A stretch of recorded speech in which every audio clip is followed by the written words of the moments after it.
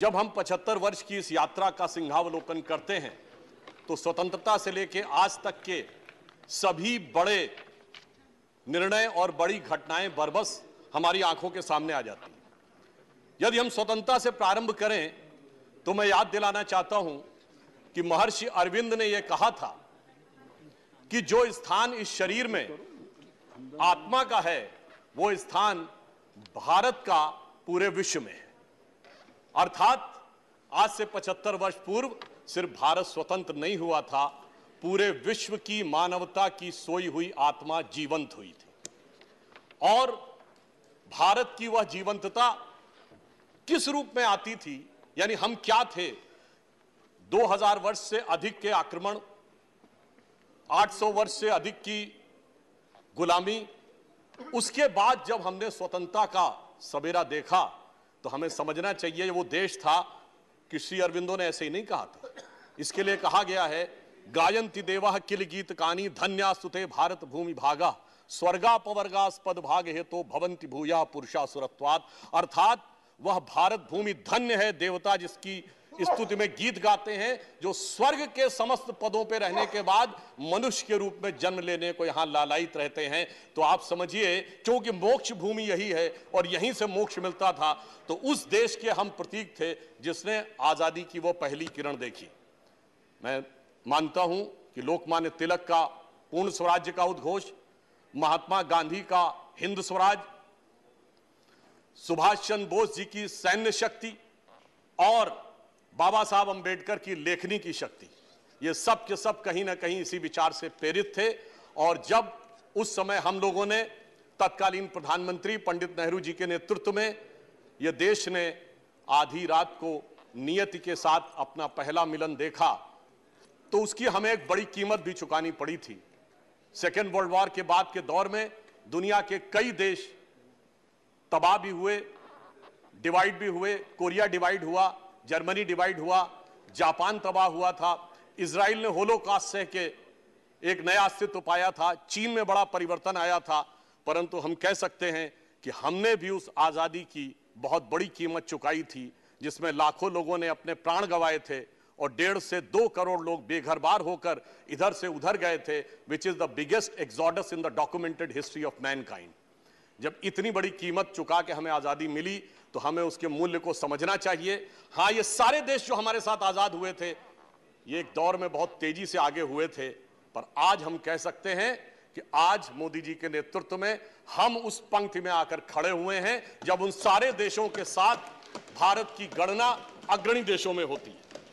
अभी हमारे प्रतिपक्ष के नेता मनोज झा जी ने उल्लेख किया था कि आज समाज में उतनी कटुता उनको दिखाई पड़ती है जितनी विभाजन के समय भी नहीं थी। मैं कहना चाहता हूं मान्यवर, विभाजन के समय कटुता की बात नहीं, दृढ़ता की कमी थी। जो दृढ़ता आज है, अगर ये होती तो शायद विभाजन का विधान ही पास नहीं होता। यदि देश विभाजन का स्वीकार विधान नहीं होता तो भारत मां का अंचल पाकिस्तान नहीं होता। अब 75 वर्ष के इस कालखंड को मैं ये कह सकता हूं तीन कालखंड में विभाजित करना चाहूंगा। पहले 25 वर्ष 1947 से 72, दूसरे 25 वर्ष 72 से 97 और तीसरे 25 वर्ष 98 से आज का समय। पहले 25 वर्ष हमारे नेता प्रतिपक्ष माननीय खड़गे जी ने कहा कि दुनिया को इस बात को लेकर संदेह था कि भारत लोकतंत्र रह पाएगा या नहीं। मैं उनकी बात का समर्थन करता हूं, क्योंकि उस समय लोकतंत्र को लेकर भारत की डेमोक्रेसी, यदि यह कहा जाए एम्ब्रायनिक स्टेज में थी, यानी गर्भावस्था में थी, तो अतिशयोक्ति नहीं होगी। यानी लोगों को यह शक था कि यह लोकतंत्र रहेगा, उठ पाएगा या नहीं। मगर जानते हैं किसको शक था? केवल उन्हीं को शक था जिन्हें भारत की परंपरा और भारत की व्यवस्था के बारे में नहीं था। उस गर्भावस्था के संस्कार इतने प्रबल थे हजारों वर्षों से कि मैं कोट करना चाहता हूं, बाबा साहब अंबेडकर ने 28 अक्टूबर 1951 को यह कहा कि डेमोक्रेसी आज भले ही हमारे लिए नई दिखाई पड़ती हो, परंतु हमारा इतना गहरा प्रभाव है कि उन्होंने कहा कि महापरिनिर्वाण सूक्त में लिखा है, जब भगवान बुद्ध का महापरिनिर्वाण हो रहा था तो उन्होंने कहा कि जहां पर समिति बैठी हुई थी, जहां उन्होंने कहा कि वह कार्रवाई पूरी करे और उसके उपरांत ही लोग यहां पर आए, अर्थात व्यवस्था के तहत बैठकर लोकतांत्रिक निर्णय किस प्रकार से होते थे, उन्होंने इस विषय को रेखांकित किया। और नेता सदन पीयूष गोयल जी ने जब इस बात का उल्लेख किया था कि वैदिक काल में भी सभा और समिति थी, चोल साम्राज्य में हमारे कई प्रतिपक्षी लोगों ने बोला गांवों में समितियों का चयन जैसे वोट के द्वारा होता था, भगवान बासवन्ना के अनुभव मंडपम जिसमें 12वीं शताब्दी में बैठकर निर्णय होता था, वैशाली का वह गणराज्य जिसे दुनिया का पहला गणराज्य कहा जाता है, इतनी बड़ी परंपरा थी। इसीलिए सिर्फ उनको संदेह था जो भारत को भारत की दृष्टि से नहीं समझ पा रहे थे, जो भारत की दृष्टि से समझ पा रहे थे उन्हें पूरा यह यकीन था जो माननीय प्रधानमंत्री जी ने कहा कि India is the mother of democracy. मगर मैं आगे बढ़ना चाहता हूं, लोग ये मानते हैं कि डेमोक्रेसी की शुरुआत, पॉलिटिकल डेमोक्रेसी सिर्फ हमारे यहां थी, ऐसा नहीं था। मैं उदाहरण देना चाहता हूं, दुनिया में जितनी भी सभ्यताएं और देश थी उनमें कहीं भी धार्मिक विषय पे, रिलीजियस विषय के ऊपर डेमोक्रेसी का कोई उल्लेख नहीं है, कोई डिस्कशन नहीं हो सकता, सिर्फ जो कहा गया उसे सुन लो, इसके अलावा कोई डिस्कशन का उल्लेख नहीं है। परंतु सिर्फ हमारे यहां था, वैदिक काल में शास्त्रार्थ होता था, एक ही धर्म ग्रंथ के एक हिस्से को लेकर एक द्वैत का मत है, एक अद्वैत का मत है, एक विशिष्टाद्वैत का मत है, और जो कहा गया कस्मै देवाय हविषा विधेम, यानी प्रश्न और उसके बाद निर्णय। तो मैं कह सकता हूं India is the mother of political democracy, but also the foundation head of religious and spiritual democracy in the world, which is not found anywhere in the world. और इसलिए मैं ये कहना चाहता हूं कि हमारे संविधान निर्माताओं ने इस भाव को भली भांति समझा। परंतु जब डेमोक्रेसी अपने प्रारंभिक कालखंड में थी 25 वर्ष के, तब उस समय यदि यह विचार किया जाए तो कहा जाता है कि सत्ता पक्ष के बहुत से लोगों ने बड़ा योगदान दिया। तो मैं ये भी याद दिलाना चाहता हूं हमने क्या योगदान दिया। प्रतिपक्ष के रूप में जब देश के सामने चुनौती आई तो हमने कभी इस बात की चिंता नहीं की कि हम प्रतिपक्ष में हैं या हमारे साथ क्या हुआ है। 1962 की चाइना वॉर हुई तो भारतीय जनसंघ के रूप में तत्कालीन प्रधानमंत्री पंडित नेहरू जी का जो हमने सहयोग और समर्थन किया, और जनसंघ ही नहीं, राष्ट्रीय स्वयंसेवक संघ ने इतना सहयोग किया कि गांधी नेहरू जी ने पूरी पूरी प्रशंसा की और 26 जनवरी 1963 को गणतंत्र दिवस परेड में बुलाया। 1965 वॉर में लाल बहादुर शास्त्री जी का जिस प्रकार से सहयोग किया, यह पूरी तरीके से ऑन रिकॉर्ड है कि उन्होंने ऑल पार्टी मीटिंग में जनसंघ के अध्यक्ष नहीं, गुरु जी को भी बुलाया था। यह पहले 25 वर्ष में आगे बढ़ते हुए जब हम 1972 के पास पहुंचे तो आप सभी बड़े गर्व से कहते हैं कि 71 की वॉर के समय अटल जी ने इंदिरा जी की भूरी भूरी प्रशंसा की थी। यह होता है विपक्ष के रूप में लोकतंत्र को मजबूत रखने के लिए एक सकारात्मक भूमिका निभाना, और कैसे उस प्रारंभिक अवस्था में हमने आगे किया। वैसे मैं ये भी कह दूं, वो अटल जी ने वो नहीं बोला था जिसके बारे में बहुत ज्यादा बोला जाता है, क्योंकि इंदिरा जी की ऑफिशियल जीवनी पुपुल जयकर जी ने लिखी थी और उन्होंने बहुत खोजा था मगर वो चीज नहीं मिली थी जो कहा जाता। परंतु ये ईमानदारी की बात है कि वह प्रशंसा की थी और उसके द्वारा देश बढ़ता हुआ आगे तक पहुंचा। तो इसलिए मैं कह सकता हूं कि पहले कालखंड में विपक्ष के रूप में हमने डेमोक्रेसी को मजबूत करने में महत्वपूर्ण भूमिका निभाई। अगला कालखंड आता है 72 टू 97।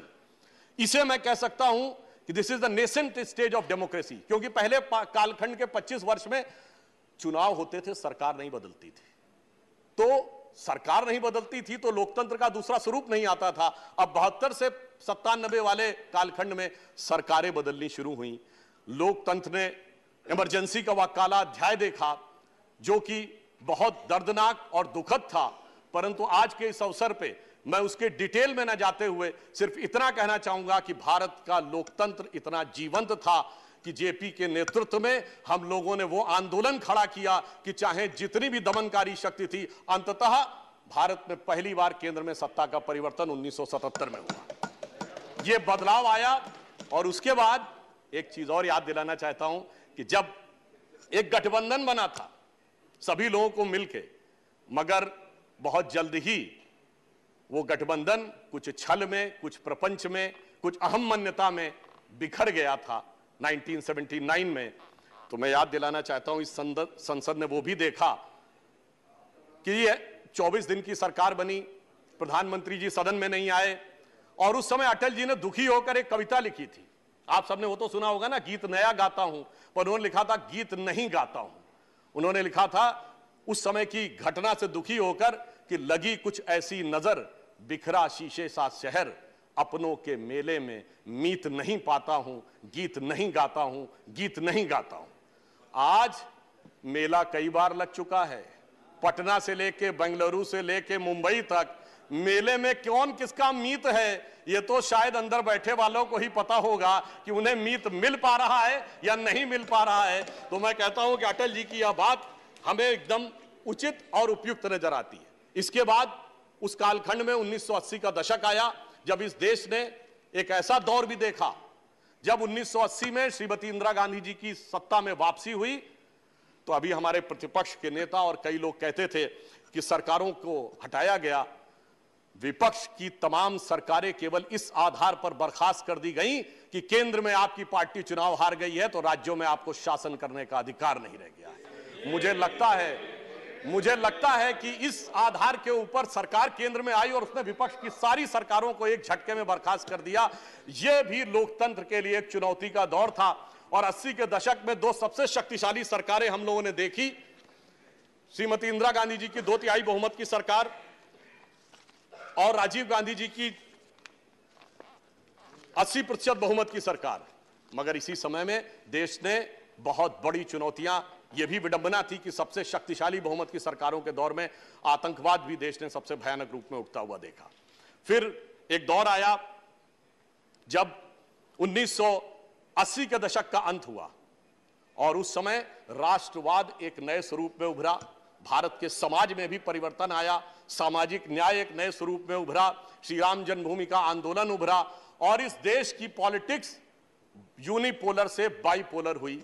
जब 1991 में हम लोग मुख्य विपक्षी दल बने 120 सीटों के साथ, और उसी समय अर्थव्यवस्था का भी पुराना ढांचा टूटा। जो नेहरूवियन मॉडल था वो उस समय doctor Manmohan Singh finance minister थे और श्री पीवी नरसिम्हा राव जी प्रधानमंत्री थे, उन्होंने उसको समाप्त किया।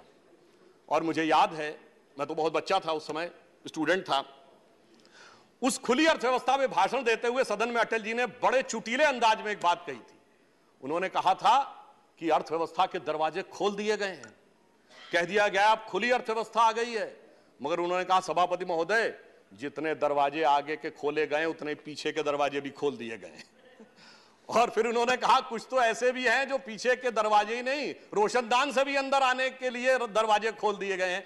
इस प्रकार से उन्होंने उस खुली अर्थव्यवस्था का समर्थन और उसकी विद्रूपता के ऊपर एक अटैक भी करने का कार्य किया। और फिर इस देश ने एक वो दौर भी देखा जब 13 दिन की सरकार बनी और उस 13 दिन की सरकार ने इस संसद के इतिहास में मील का पत्थर स्थापित कर दिया। जब संसद की सीधी कार्रवाई का प्रसारण हमने उस 13 दिन की सरकार में प्रारंभ किया तो लोकतंत्र में पारदर्शिता और संसदीय कार्य की पारदर्शिता में मील का पत्थर हमने 1996 में 13 दिन की सरकार में स्थापित किया।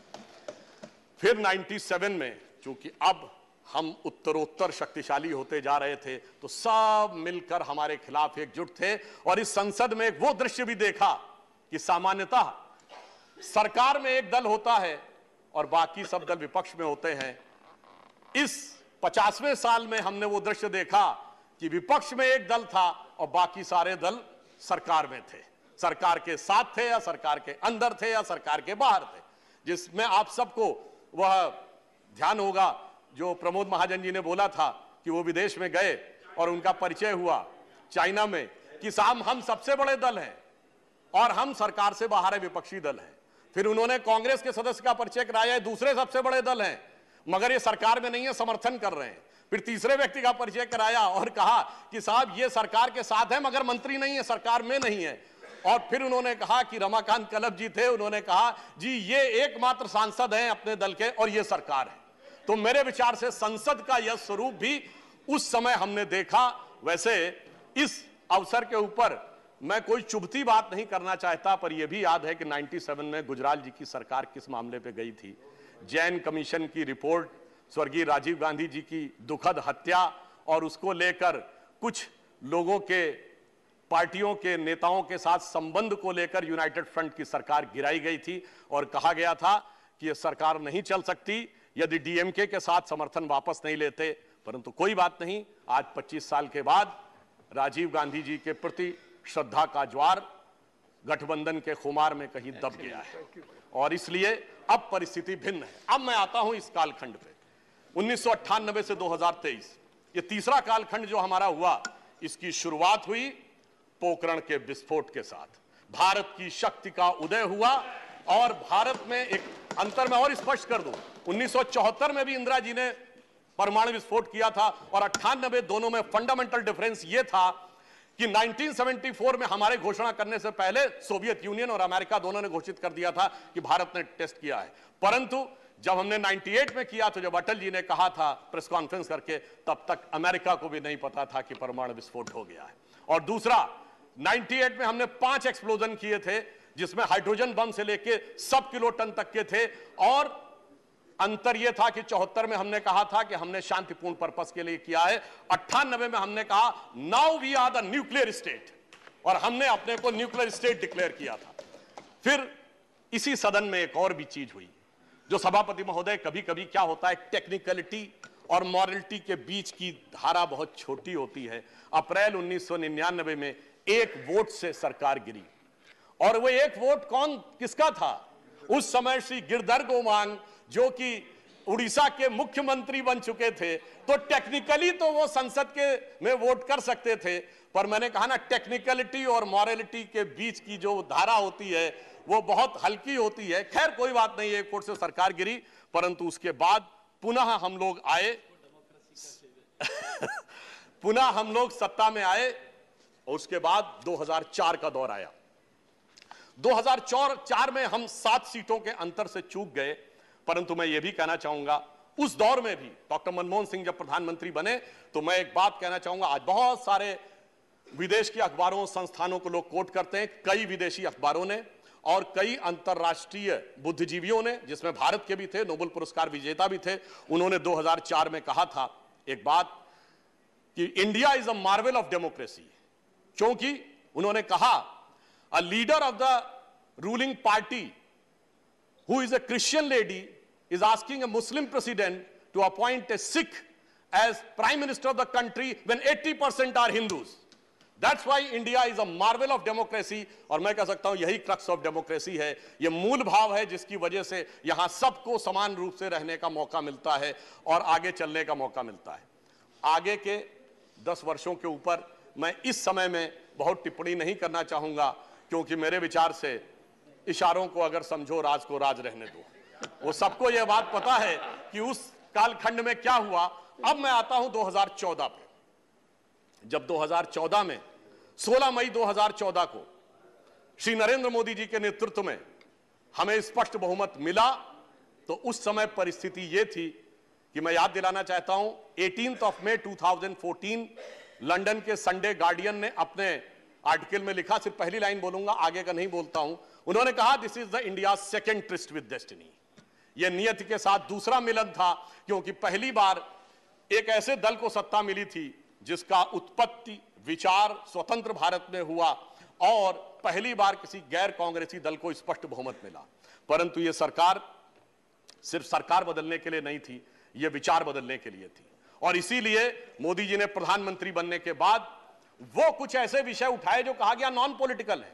जैसे उन्होंने कहा स्वच्छ भारत अभियान, बेटी बचाओ बेटी पढ़ाओ का विषय कहा, परंतु यह विचार बदलने के लिए था। आज आप देखिए, हमारे आप में से किसी के भी हाथ में कोई पैकेट और रैपर होता, जैसे पहले कोई आसानी से लोग फेंक दिया करते थे, अब ऐसा नहीं होता। और अगर उन्होंने बेटी बचाओ बेटी पढ़ाओ कहा तो नवजात शिशुओं के लिंग अनुपात में भारी परिवर्तन दर्ज किया गया है और इस साल पहली बार ऐसा हुआ है नवजात शिशुओं में लड़कियों की संख्या अधिक आई है।